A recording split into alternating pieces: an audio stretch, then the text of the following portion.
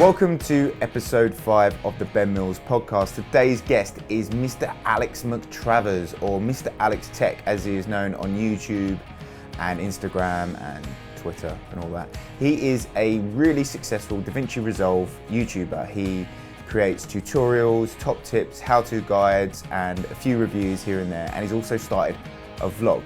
We talk about how important it is to have a niche on YouTube and how the algorithm favors niches and all sorts of things. It's a really interesting conversation because Alex isn't actually a filmmaker or a video editor. He works for the government doing IT, and his YouTube channel is basically his hobby, and it's growing quite quickly, and he's brilliant. And the conversation we have is really insightful. He gives me some tips on how I need to start working on my channel, and yeah, we have a really great conversation, and I hope you enjoy it as much as I did. Mr. Alex Tech, welcome to the podcast. Thanks very much for having me, mate. How are you? So, you good? I am good, yeah. Just hot. It's very hot today. It has. It's been cold the past few days, hasn't it? And now all of a sudden we've got summer again. Yeah, apparently it's going to be really summery now. Yeah. It's going to be proper summer. I know. So I've spent the last 2 months in the garden, so yeah, it's not been that bad. I watched your little build video earlier.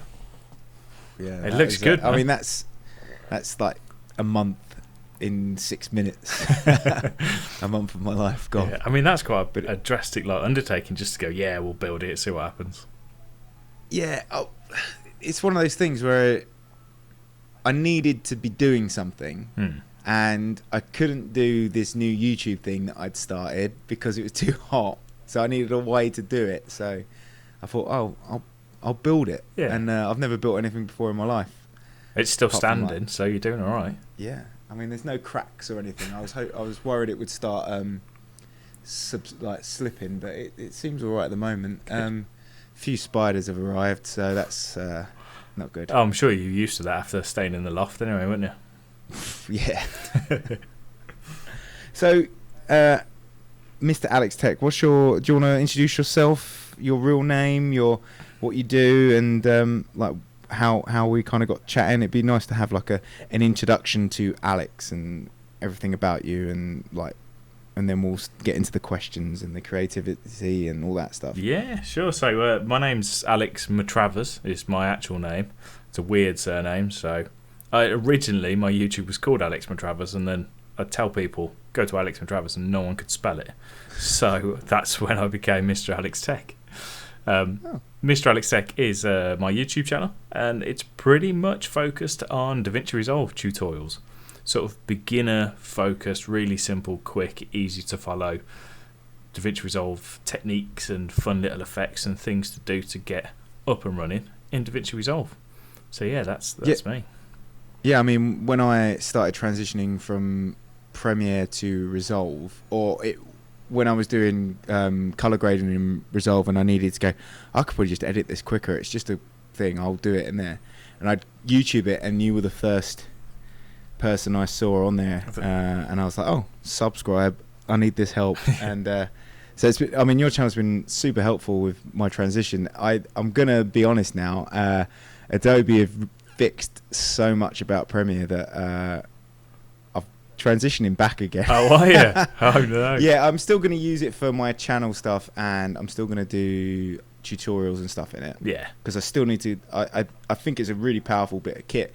It's just that Premiere is for work is the go-to. It's what everyone's using. No one's using Resolve, so I'd always have to export an XML, bring it into Premiere anyway if I'd done any editing there that needed to go to anyone else. Yeah, and that makes complete sense from your perspective, because you don't want to be messing around, like being the outlier, doing everything different to everyone else. It just doesn't make sense for you, does it? Yeah. Well, yeah, I liked that I was that. Like, I did a few things for Warner Music, and I did it in Resolve, and I was at their office and I was doing Resolve. They were like, "What are you doing? Why are you doing this? What is this weird software you're using? Why are you making things so hard for us?" I was like, "Well, in the long run, you're probably gonna come over to this." And I still think it is the way. I still think it will eventually, DaVinci Resolve will be what people use. There's no doubt in my mind that is going to be the next step.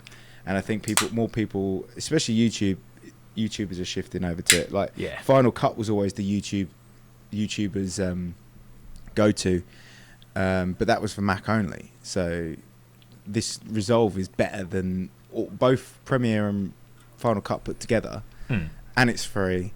Yeah. And it's on every system. Yeah. Like, I really want to see someone using it on Linux, because apparently it's super fast on that. Yeah, I've got a guy called himself, I think it's Big Daddy Linux or something. Slightly weird name, but really nice guy. He chats to me on the comments on YouTube, and he runs it all on Linux.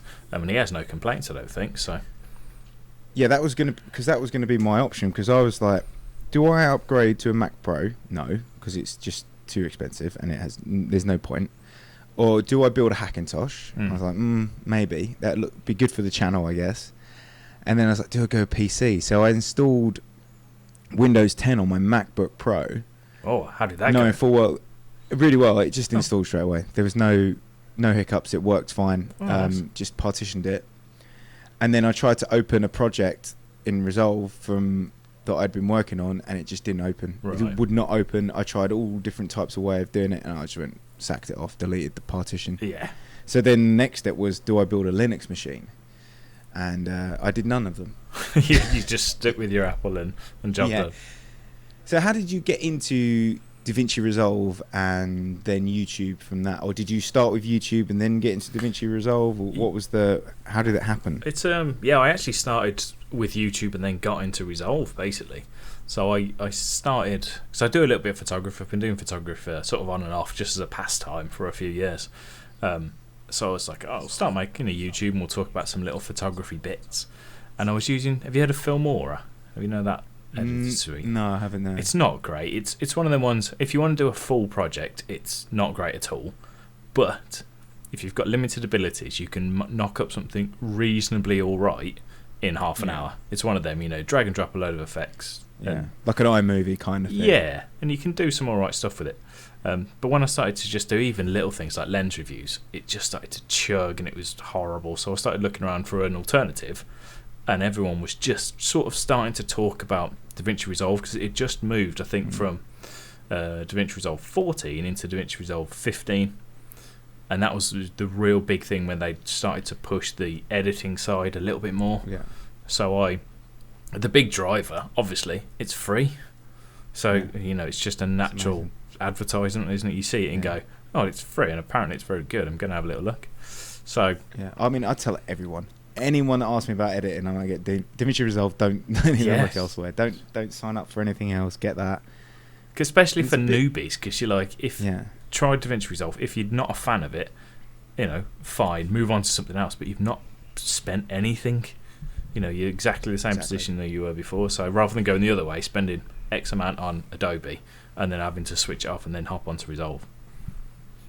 Yeah, it makes so much sense. Yeah. So you just started editing things in Resolve and then you got good at it. Is that what happened? Pretty much.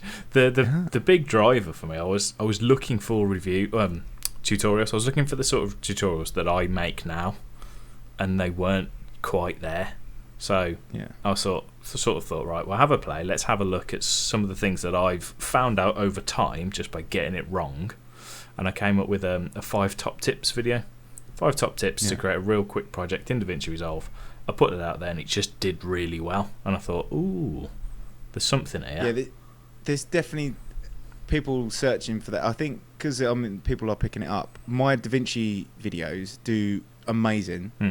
And then my other videos, they do a quarter of what the DaVinci Resolve videos do. Yeah. And if I was going out there to make like a thing of, if I wanted to just make money, I guess, or just become monetized and get a following, then I think that's how I would just concentrate on that. But it's hard to get, for me, to get excited about doing a tutorial on one bit of software, because I like the whole filmmaking part of it, rather than the software side of it. So it's not your full-time job then, DaVinci Resolve with editing, is it? No, not at all. I work for the local government. I do IT, basically. I'm an IT technician from a local council. All right. Yeah. So it is quite far removed then, really. Yeah. because I'm sort of the opposite to you. Like, I really like the idea of filmmaking, but I'm not a filmmaker.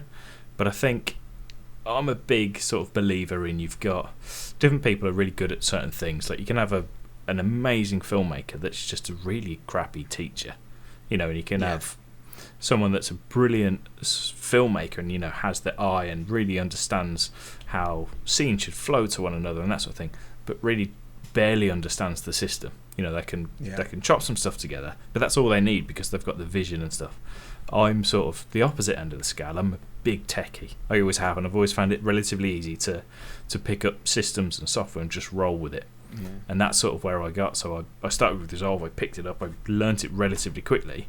The thing that's taken me longer is the other side of the stuff that you're good at, the filmmaking side of it and all that other bits.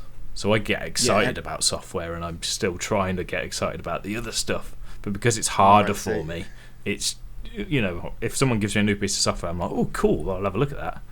Whereas, because it's natural to me, whereas the learning of the filmmaking process, that's a bit more difficult for me to get my teeth into.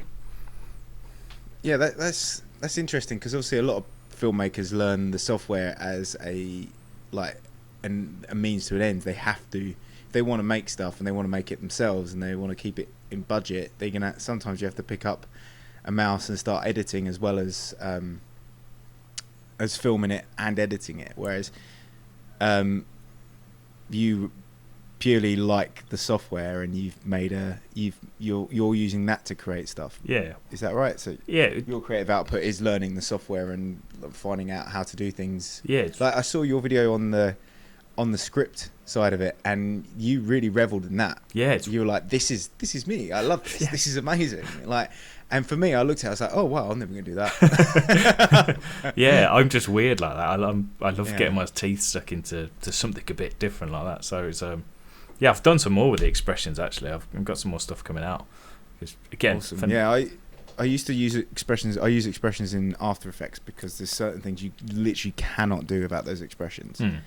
And but they're getting easier, I find, because you'll just start typing something in and it guesses what you want to do. Oh, it's a nightmare on Resolve.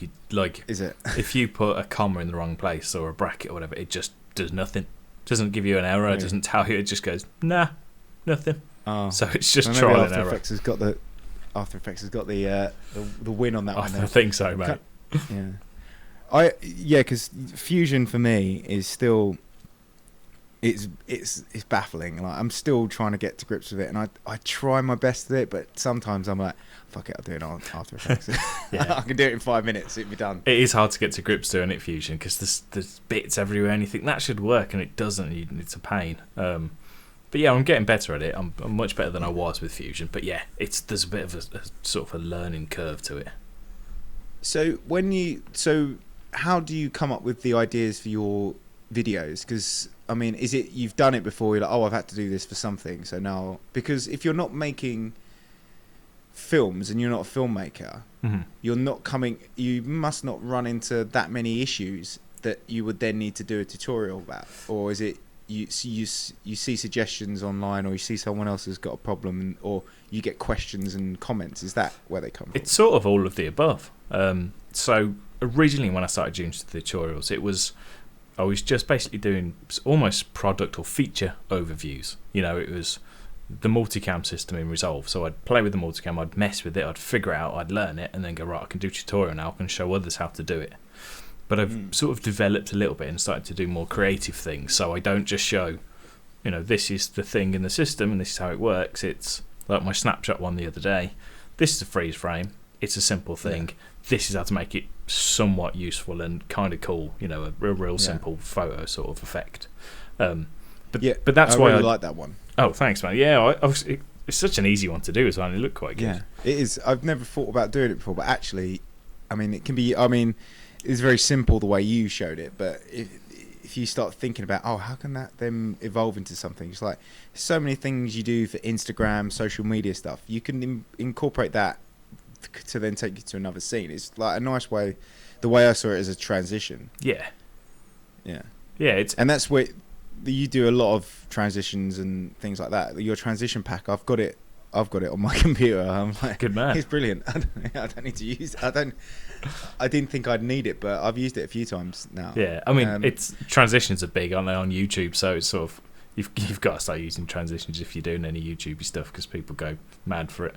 So yeah. So how did you come up with those? Was that again looking at how other people use transitions and then working out how to make them yourself? pretty much, yeah. You see other people doing stuff, and not necessarily like the DaVinci Resolve guys, but there's I don't know how many thousands of Premiere Pro stuff out there when they go, right, I've made transitions, here they are. So I just thought, right, let's have a play with that, which is generally why I give a lot of stuff out for either really cheap or for free, because it's just me tinkering, I'm learning in the process, I'm getting better, and then I can go, well, I've done this, sort of the labour was doing it in the first place, so you guys might as well have it because they're there anyway.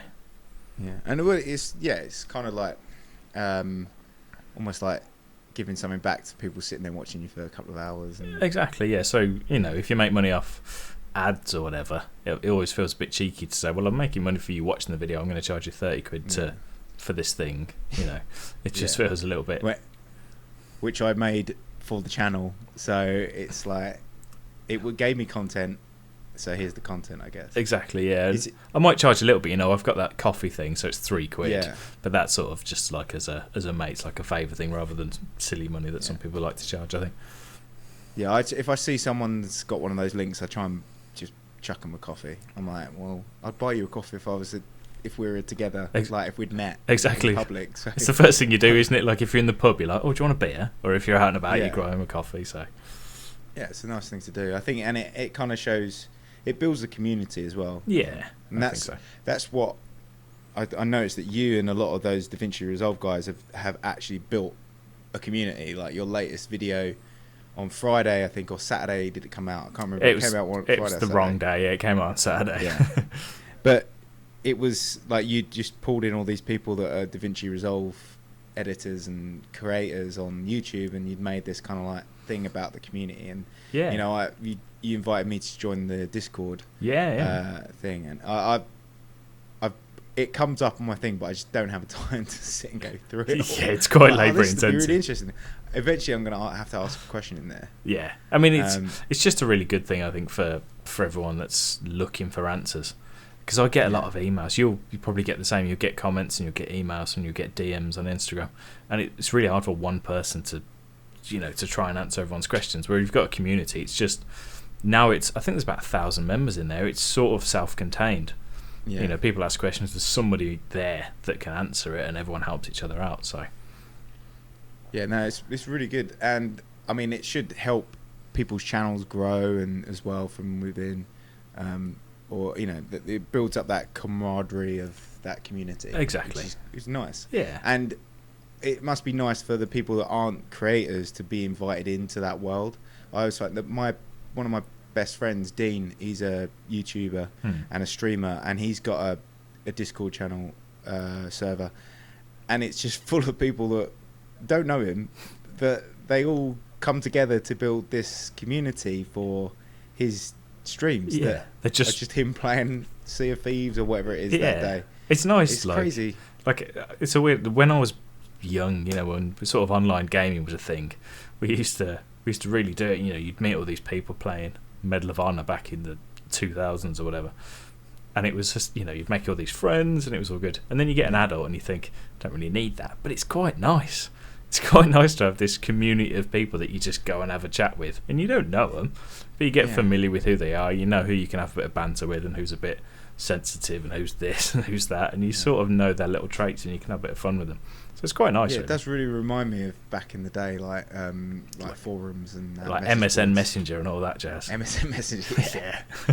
MSN Messenger, Yahoo Chat, man, or AOL Instant Messenger, all those things. Habbo Hotel. I don't remember that one. Oh, not that one. I don't know that one's too niche. Is it? Yeah. Is it? Actually, was it pixel art? Yeah, the pixel art. It's all on the web browser, and you just walk around and chat to randomers. Yeah, I don't think I ever signed up for it, but I recognise that I know it. So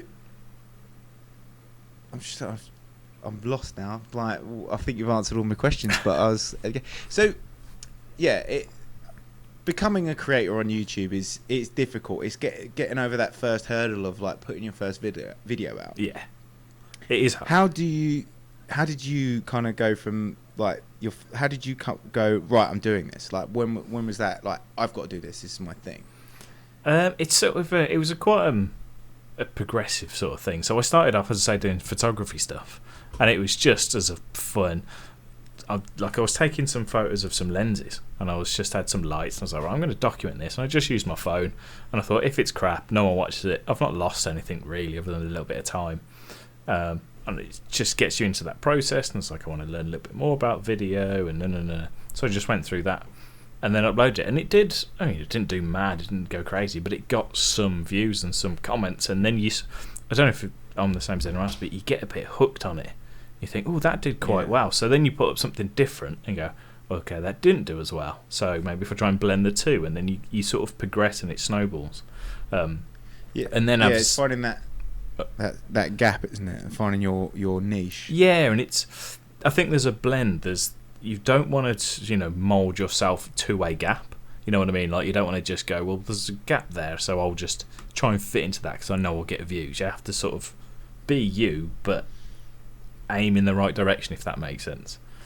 I notice how on it YouTubers are, like people who watch YouTube, like the audience, they're on it. They can see authenticity, like they can see when you're being fake. They know it. Like it's crazy how I'd see it as well. As soon as you see someone like, oh, you forced that, I'm not interested. And the comments get vicious, man. Like, you can look at some comment section, if they see someone that they think is being a bit two-faced or whatever, it just goes mental. So I think you have to. The internet is not. No, it's not a friendly place. It's not. So I think you have to sort of keep being yourself. And then the DaVinci Resolve stuff, as I say, started off the 5 tips thing, and then it progressed into the 5-minute Friday. But it wasn't purely as that did well, so I'm going to keep doing that. It was, I'm learning this software, I want to get better at it. So why not, if I'm going along that journey, why not sort of try and carry people along with me? If I learn something new, we'll use the multicam example again. If I sit down, I learn it, I figure out how to use it, why not do a video saying, this is what I've learned, and here it is. And I've got better in the process, and that means that if I go and do some of my other stuff, like tech reviews or vlogs, which I've started doing again. I've always struggled with vlogs because I can talk to a camera when I've got something to say. I find vlogs really weird because I don't have a point. It's just rambling, and it's really hard to figure out, like, to understand why people want to listen to me. Like, I understand when someone wants to listen to me show them how to do something, because there's a start point, there's an end point, it's instructional, you gain something from it. But it's hard for me to go, well, here I am eating a sandwich. Why? I don't know. When you do you've done a few vlogs now. I've seen them, and thank you for mentioning me in one of them. That's okay. That's okay. Your name. Oh, yeah. Oh, I'm famous. I've done one vlog, and because I was like, oh, how do I fill in the gaps between when I have an idea to do a tutorial, and I did the vlog that led into a tutorial, because I was like, people aren't going to want to listen to me building IKEA furniture. How can I get them, like, lean them into, like, this is what I do before I start doing this? How do you come up with your ideas for your vlogs? It's hard work, isn't it? That's my big thing. It's hard work, and it's actually what I struggle with. So it's a little bit of forcing myself, if I'm totally honest. I want to do a vlog because I want to get better again at standing in front of a camera and being out and about.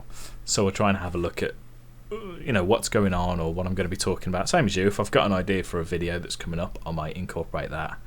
I did one when I was cutting my hair because lockdown started. I was like, I'll shave my head. That'll make an interesting thing to talk about at least. But I don't have enough of that. When you watch, I don't know, Peter McKinnon, he seems to do something amazing every day. Like, he's snowboarding one day and he's skiing the next day and he's doing this, and I'm like, but that's his full-time job. Like, he has to go. Oh, and he's got God knows how much money now from doing it. But like, that is because he has to do that, whereas we are filling in the gaps to try and maybe not get to that level, but at least have some content coming out because of the algorithm. If you stop uploading, you start slipping, and then like you have to then build it up again. So and you see it happening really quick, don't you? Like if you upload weekly for 6 weeks and then miss a week, it drops back down to the second week in. You know, you see this big dip. But it's hard. So I wasn't uploading. Luckily, I'm doing these podcasts to kind of keep things coming up. Yeah. But I didn't upload a tutorial video for like 2-3 weeks because I was building the studio. You know, so it's hard. I find it hard to come up with ideas even for the filmmaking stuff. Yeah. Because I'm like, what do people want to know? Yeah, I think. And then I have to come up with the footage because I can't use any of my clients' footage. Yeah, of course. I'll then have to film that to film, and the same as you have to film something to then show that example. Yeah. I'm like, what do I do here? That's where I struggle. Yeah. It's the I think you've got a lot to give there because you've got a lot of knowledge, haven't you? Because I had a look at your website and I've seen you've worked with these brands and that. So you've got a lot of experience to give. And I mean, if I was you, I'd break it down into the tiniest little bit. Same as the Resolve stuff. I thought I'd run out of Resolve stuff to do after 10 videos, and I'm 70 videos in. Yeah. Because I mean, like if you was talking to me and doing a video for me, there's loads of stuff I don't know, and you could start off with the tiniest little bit of detail about how it works and how you go about getting new brands to work with and all this, and you can just break it down into the tiniest little bit. I get asked that a lot, like, how do you deal with clients? I'm like, I don't really want to give that away. Well, you don't want to give too many secrets out. I'll teach you how to film, but I'm not going to teach you how to get clients. It's the hard bit. Yeah, that's filming fair. It's the easy bit. Yeah. But I guess you're right. I think I'm looking too big picture with my ideas. Like I'm not going, I'll show someone how to do an event from start to finish, but actually it should be what you need to, maybe like episode 1 is you set up, and episode 2 is what you capture on the day, episode 3 is how you deal with audio, that exactly.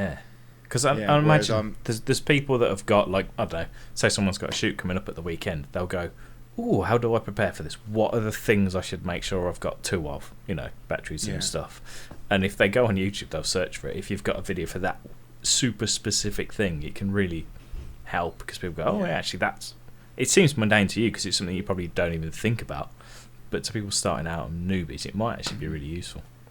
I think there's a lot that can be kind of, I just need to force it out of myself, I think. I think that's one of the things where it's me being relatively sort of fresh to this world, and doing it the wrong way rather than being a filmmaker showing software, I'm doing it backwards. Those little things that I find interesting, I go, actually, there's someone else that might find that interesting. And to my surprise, there's quite a few people that do. Yeah. Because I don't look at the big picture like necessarily you do, because it's all quite new. So then I go, this is interesting. Someone else might look at that and go, that's bloody obvious, isn't it? But there's loads of us going, we didn't know. It's obvious, but no one's made a video for it. That's normally what I see with your stuff. It's like, I've never even thought about doing that. Yeah. But I know how to do it. I knew that it existed. I never thought to do it. And then you've put the video up. Like, sometimes there will be a video come up, like, because I've been subscribed for like a year now, I think, maybe less than a year, but just under a year. And like a video will come up like, how to make that rolling banner of like logo. I was like, I didn't even think about how to do that, but now I know how to do it. Yeah, I mean, I must admit that one was a pure like theft. That was, was it? Well, it was Pete. I said in the video though. To be fair, Peter McKinnon showed how to do it in After Effects. So I was like, people are going to want to know how to do that in Resolve. Yeah. I'll figure that out. Well, you've got an unlimited supply of like that thing where you can go, this is how you do it in After Effects, but this is how you do it in the free program that is better. Yeah. Right. You've got that. You can always pull from that and working that out. That's what I always think. I always look through YouTube at like what other people have done that are kind of doing the same thing as me. Yeah. Like, I'll look at Potato Jet or Peter McKinnon and I'll go, okay, yeah, that's his spin on it, or that's their spin on it. I'm like, but that's not really how I would do it. Yeah. So then I can then take that and do my version of that question, because it's normally just an answer to a question. It's like, what do I need to take out of me on set, or what are the top 5 things you need to learn as a filmmaker? And everyone's got 5. I think pretty much every filmmaker has got top 5 things that they wish they knew before or whatever. Mm-hmm.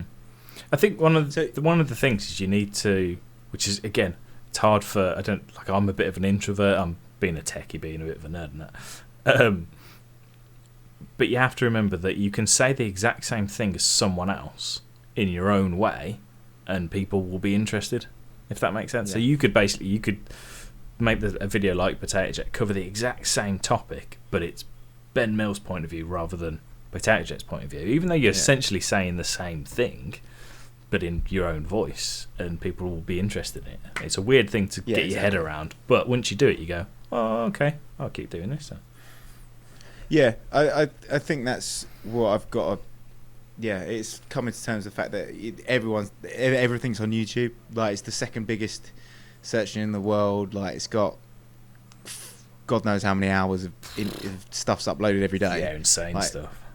So there's definitely going to be the same stuff out there. I think that's and even if you think it's super niche, someone's going to be interested in it. Like you could make a video on your favourite pen, and someone will go, "Oh, on what's Ben Mill's favourite pen?" Well, I've watched some videos on good pens. I don't know why, because I don't own a pen. Yeah, I'm in my office. I can't find a pen. You've gone down that YouTube rabbit hole where you start looking at one thing. Well, I've started lockpicking recently in lockdown. Oh, I watched the Lockpick Lawyer. Yes, mate, Lockpick Lawyer all the way. Yes, he's amazing. I can't lockpick. I don't care. But I watched 12 episodes in a row. Yeah, I was watching it and I was like, right, Amazon Lockpick beginner set. Bought it. It's brilliant. It's great fun. Yeah, it sounds really stupid, but it's great fun. I was at doing an edit once for it doesn't matter who it was for, and the editor that I was using their suite, they had one of those lockpick kits, and I must have spent about an hour and a half doing that. doing that. It's brilliant. Yeah, once you get it, it's like a lot of things. Once you get it, and once you go, oh, that's what he means, and then it clicks. You go, I got it now.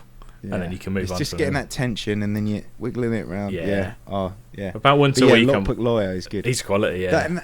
And that is the lowest production budget as well. Oh, and he's smashing through. Yeah, he's nailed that, because the fact that he cracks the padlock in like 10 seconds, so he can just go, right, 5 minutes. This is the padlock. This is who made it. This is how much it is. This is how you break it. Like one camera angle, bit of voiceover. Yeah. Yeah, he's nailed that. Yeah, and some of the things he breaks, he's like, and you're like, oh fuck, I've got that lock. Yeah, that's like chained my like $2,000 bike up. Yeah, how are you? Like, that seems to me like it shouldn't really be allowed on YouTube. Yeah. If you know what I mean? Like, it would, for me, if I was if I was Chubb or whatever the lock company is, I'd be like, get that taken down now. Yeah. It just negates the need for our thing at all. Yeah, I know, it's mad, isn't it? But I suppose the thinking is, there's, a handful of people in the world that are as good as him. Yeah. There can't be. Like, your random druggie from around the corner, I can't imagine has that good lockpicking skills. Well, I hope just not, like anyway. Down and outs watching YouTube videos next to bikes. Probably. All right, that's how you do it. I'm on it now. I mean, yeah, that video is, that guy is just insane. Yeah. I was, me and a friend, Simon, who was on one of the episodes of this podcast so far, we used to sit and watch restoration YouTube videos as well. Right. So, like, this guy found a plane at the bottom of like a river, and he's gonna restore, like, not an aeroplane, like a wood plane. Right. And he's gonna restore it, and he restores it to like mint condition. I'm like, wow, that's amazing. Yeah. It's sitting and like, it's one camera. Yeah. Like one GoPro, like, on time lapse. Yeah. And like every now and again it will change the angle. And it's not like filmmaking as we think of it, is it? It's just a guy doing his thing, but it can be interesting somehow. That's where YouTube's changed the game completely. Yeah. Like, it's changed how we consume content. Yeah. And how's that how's that for you then, as a filmmaker? How do you perceive YouTube? Like, is it an awesome thing because it gets people into it, or is it annoying because you can go, oh, I spend hours making a really awesome video and some kid will talk about the same thing, use his phone and be more popular? Like, is it how is it for that? It's different. Like, so the YouTube videos and like the creators that are YouTube creators, they are doing a completely different thing to what we would be doing as a filmmaker. in reality. Yeah. Like even Peter McKinnon and Potato Jet, they're filmmakers who have a YouTube channel. They're not filmmaking for YouTube. Yeah. So the pre-roll ads on YouTube are still adverts. They're not. They then don't. They don't really make pre-roll ads that are like YouTube videos. Yeah. There's a personality to a YouTube video that you wouldn't get from a brand video. Yeah, I got that. I understand. Xbox. So Xbox have got a YouTube channel, and their YouTube channel doesn't correlate with their advertising at all. Really, the colours are the same. Right. That's about it. So and they wear Xbox T-shirts. Is it just? It's far more like informal, and it's just people's opinions, sort of thing, chatting and discussing games and all that sort of stuff. Yeah, and it's presented by people. It's not presented by actors and people who are presenters. It's presented by YouTubers that are good on camera, and and I think Xbox, because I'm gonna be honest, like I've worked with the Xbox On team before a lot, so that's why I use them as an example. But they are really genuine, and they've built a really good community, and they're a brand channel. I don't think there's any other brand channels that are that good. And I suppose it's a big thing for them, because it must bring in so many new customers and so much rapport with their actual client base. Yeah, there's a community there, and they do Mixer, obviously, streams with those people. But yeah, making videos and filmmaking is different to YouTubing, but I think it's helped people get into filmmaking and show, the cream rises to the top. They've become brilliant filmmakers, and YouTube's where they started. Like Filmright, do you watch Filmright? Yeah. So they make films. They're filmmakers, but their YouTube channel's 10 times better than any of the films they make. I know it sounds harsh to say, but they're really good YouTubers. Yeah. I don't think that they're that great filmmakers. Yeah. Like they make all right films, but it's not. They've not. I sound really harsh, but no. Be honest. I suppose they've not been asked to make a Marvel film. Like they're still only making their own stuff on their own channel. Yeah. Like they do a lot of seminars and speaking things, and Road bring them in to do stuff, and they're really well respected in the filmmaking industry. But they're not making. Then they've not stepped out of that YouTube world. They're still making YouTube every week. Yeah. And I suppose it goes back to the original point, doesn't it? You can be really good at one thing and not very good at the other thing. So you can be a really good filmmaker and not a very good teacher or whatever it may be. Yeah. I think they're really good, amazing teachers. Like I learned a lot because they started, I think 2008, 2009. And at the time I wasn't working in film. I was away doing band stuff and not really that into it, and I'd left college, was doing design work and that, and then I went and did band stuff. And when I came back to the real world, I was like, I need to get back into it. What's going on? What do I need to do? And I started watching Filmright, and that's how I kind of got back into it. Yeah. And I still watch them to this day. I still think they're absolutely amazing, and they teach so well. But yeah, I think there's a big difference between it being a YouTuber and being a filmmaker. Yeah. There's filmmakers who YouTube, there's YouTubers who film, but I think the two are very separate. Yeah, it takes a very unique sort of crossover. For them people that are good at both is pretty unique, I suppose. Plus, there's more money in being a successful YouTuber than there is in being a mediocre filmmaker. Yeah. So if you are good at YouTube and you can really push it and you can concentrate on that, then why bother? Well, I suppose, doing anything else? Yeah, I mean, because you don't have to deal with anyone. You can do it all from home. It's all pretty chill. Yeah, and it's all your own content. Yeah. You're not making something for someone else. You've not got a client. And like that's probably for me is the hardest part about being, because I say I'm a filmmaker, but I'm a video producer. I create content for people. Mm-hmm. If I was a filmmaker, I'd be making short films, and to be honest, I haven't done that for a while, and I need to do that again. Right. But creating content, you're creating content for a client, and that client's going to have, as much as you think you've got creative control, that client's going to be the person that says yes, no, change that, and you have to do it if you want to get paid. So yeah, they're going to have the real say at the end of the day. Yeah, YouTube, you've got carte blanche to do whatever you want, and it's in your own voice, it's in your own image, and I think that's something very powerful about that. And there's something that can grow and make you a better creative, and I think it's pure creation. That's what I think about YouTube. I think there's something really creative about it. Yeah, and I suppose it's a different. Yeah, you've got that flexibility to do what you like, so you can really shine and let your personality out, I suppose. Yeah, and that's why I think I was like amazed to find out that you're IT for the government, and you're creating something new every week. Yeah, that's your creative output. That's your out. Yeah, and it's as weird as it sounds that it's from the wrong side. It's still really interesting for me to sit down and go, right, what am we going to do? What's cool? Like, even if I watch, I don't know, Top Gear, I go, oh, how have they done a cool like little effect at the? Because they always do like a fancy little intro video to the cars, and it's like, how can I replicate that? Or how can we do this? And that's fun for me. Like if you sat me in front of a crew and said, right, we're making a film, I'd crap my pants. I wouldn't have a clue what I was doing. But I can do this because I'm sat here in front of my computer.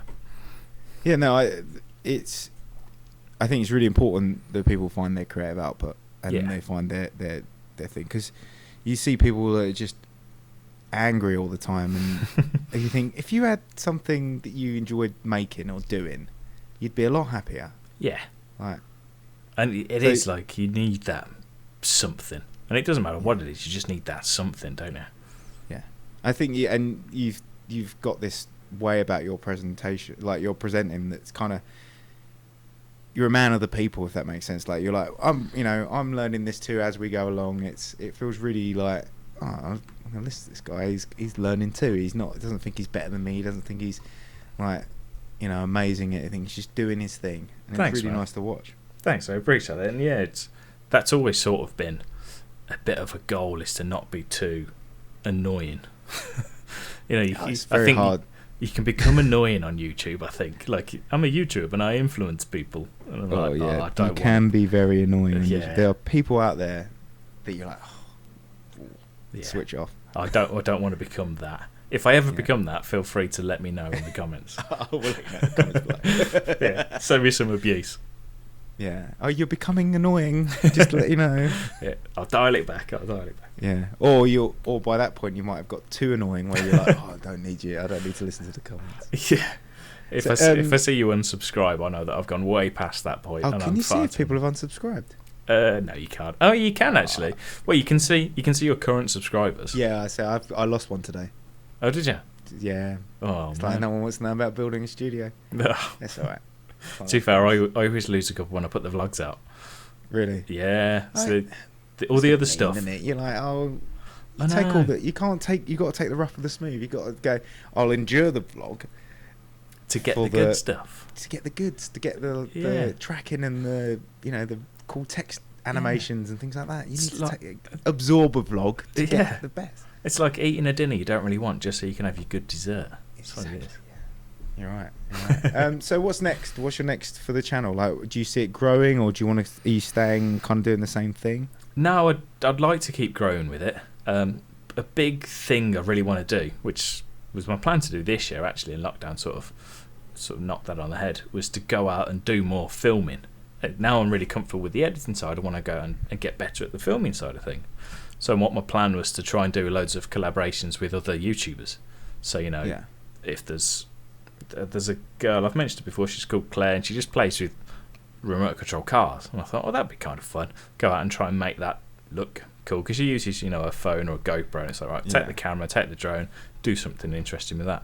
I ride mountain bikes, so it was going to try and find someone else that rides mountain bikes and try and create a cool, at least somewhat decently put together video of them riding the bike, and then talk about the process in Resolve and how I came about it and all that sort of thing. So very similar to what I'm doing now, but just expanded, just slowly, bit by bit, incorporating new things. So rather than just the editing side, this is how I filmed this bit, and then this is how I edited it, and just elongating the process a little bit. And adding in those, like, I filmed this shot so I could do this animation, this transition, like that kind of thing. Yeah, and even if I go out and I fail, because that's probably quite likely to happen a few times, I can go, well, I went out, this is what I did wrong. And even I think you can add something by you can add something by being a bit crap. You know, like I think there's, as you say, there's a lot of filmmakers who do YouTube, but they're talented at what they do. So they've already got that bit. And sometimes it's really nice to learn from someone that's not 10 steps ahead. They're just, you know, 1 step ahead, because then you get to see their mistakes and then learn from that, rather than seeing someone that already knows how to get the super clean finished product. So with that being the goal, you'd probably need bring on an extra pair of hands, you know that, because you'd want to film you doing this off-camera stuff, doing stuff on camera. So you'd need, if you were filming someone, say on a mountain bike, you'd need the footage of you doing that filming bit. Yeah, so you need to get like a junior in or someone that wants to help out, and you should go to find students, because they always love filming stuff. Just to let you know. I use students for loads of things. They're your go-to lackeys, are they? Yeah, I've got a few students that, they're former students of local colleges that just want to learn. So you just need a runner, but they normally have kit because their parents have normally bought them a camera for Christmas. Oh yeah, so you've got extra tech as well as extra hands. I use a couple. I've got a guy called Jake that I kind of bring in on everything if I need him. He's good. He knows what he's doing and he wants to learn. And I suppose that's what you want, that one that's keen, and you know you can sort of rely on them to turn up when you need it. Yeah, you know, and I guess it's a good way of, you know, and then it's just a tip just to give you is like when you come to filming that things, you want to have that coverage of you doing that filming bit. Yeah. To say you're going, and then I filmed this thing. Who's filming you? Explaining what you did, you know, it's good to have that cutaway. Yeah, that's true. Show you did it, and you know, if you like go, I was doing this, I wasn't looking where I was going, and I fell in a pond. You know, you get 250 quid for them, and you've been framed. I was just about to say, get the 250 quid. Do they still do 250 quid? Because I mean, I've not seen an episode. Because YouTube's kind of killed You've Been Framed. As well, isn't it? I mean, they must be broke if they are. They can't still be doing it because they're. Yeah, it's so much content. Now. Yeah, not like everyone's got a video camera. So yeah, the next step for you is to kind of branch out from just editing and Resolve and start creating content. Pretty much, and then keep doing the vlogs because they're just a bit of fun and it gets me out and about, you know, actually using some of the techniques to talk about a little bit more. And then just some techie stuff, because I'm a bit of a geek. I like all the techie stuff anyway, so I need to start doing a few little more, you know, reviews and that sort of stuff. I've got a new action cam coming next week. You know, have you heard of a Casso? No. They do sort of cheap GoPro knockoffy style things, but it's got 4K built-in image stabilization. On paper, it looks like a really good thing. It's about 100 quid, and it looks really good. But whether it's actually any good, we'll yet to see. We'll find out next week. So I got the new GoPro Hero 8 Black, and every time I think, this is going to be the one. They're always the same. They never really change. I really like the footage that came off this one though. I used it for the build. Yeah, and it is good, and the stabilization is amazing. So if it's on par with the GoPro. Yeah, I mean, in my head, if it's 90% as good for a third of the cost, I'll be pretty happy with that. Yeah. So we'll have to just wait and see. Yeah, and I think a lot of them have the ability to turn it straight into a webcam, which the GoPro doesn't. So. Oh yeah, so that'll help for this. I can just, if it's crap, I'll just put it on here. Right. Is there anything you want to say or anything you want to plug before we call it a day? No, not really. If you're interested in Resolve, come and hop along to the channel. Say hello. But if not, no worries. You've got your Twitter or Instagram accounts? I'm crap at them though. I'm trying, but it's hard work, isn't it? It's my message to you was in there for like 3 weeks. Yeah, do you do this podcast? And it generally wasn't me ignoring it. I just opened Instagram one day. I was like, there's loads of notifications. I just forget about Twitter especially, but I'm trying to get better at them. So if you want to hop, they're all Mr. Alex Tech. It's nice and easy to find. They're all the same. Yeah, that's the way to do it. Yeah, so I don't have to remember anything else. But yeah, I'll do my best to get better at all of them. But yeah, come and say hello. All right then, mate. Well, thank you very much for joining me. Not a problem at all. Thank you, mate. And I'll let you know when this is live and you can share it. So there you have it, episode 5 of the podcast done. I hope you learned something from Alex.